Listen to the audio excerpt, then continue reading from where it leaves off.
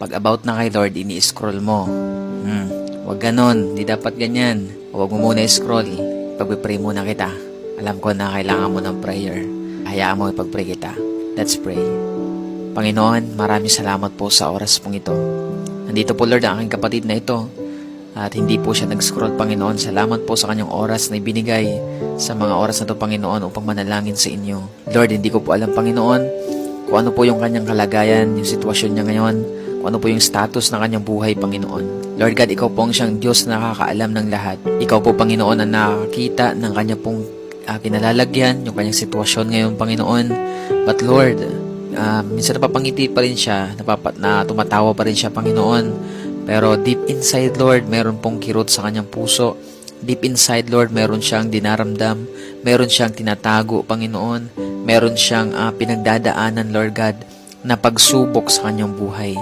Panginoon, alam mo po yan, Lord, dahil wala pong may tatago sa inyong harapan. Alam po ninyo ang lahat, Panginoon. Kaya ngayon, Lord, sa oras pong ito, dalangin ko sa taong ito, Lord God, na anuman yung mga bagay na yan na nagpapabigat, anuman yung bagay na yan, Panginoon, na nagbibigay ng kalungkutan, nagbibigay ng sakit, Panginoon, sa kanya pong puso, Panginoon, o God, yung kirot sa kanyang puso, at hindi siya mapayapa, Panginoon, o God, sa kanya pong buhay.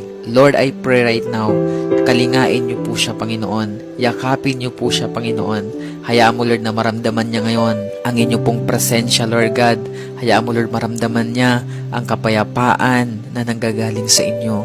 Panginoon, dalangin ko po sa taong ito na makita niya, Panginoon, na Ikaw yung Diyos, Lord God, na tapat, Panginoon. Ikaw yung Diyos na hindi nagbabago sa kanyang buhay.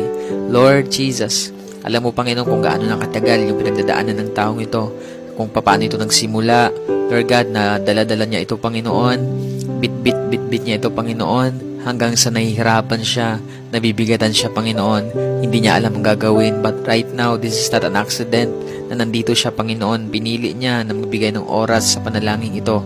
Kaya Lord, I pray, ibuhos mo, Panginoon, ang kapayapaan, ibuhos mo yung kalakasan sa kanya pong puso, Panginoon, O God, in the mighty name of Jesus.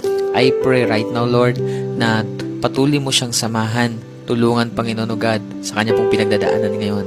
Walang bagay na hindi mo kayang gawin, Panginoon, kung magtitiwala lamang kami sa inyo. Turuan niyo po ang taong ito na magtiwala sa iyo, Panginoon, sa mga oras na ito, Lord God. Hayaan mo, Lord, na isuko niya ang lahat-lahat sa inyo, Panginoon.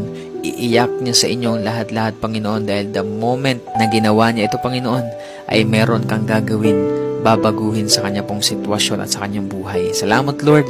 Patuloy ka pang magpakilala sa buhay ng taong ito, Panginoon, at pa siya'y makapag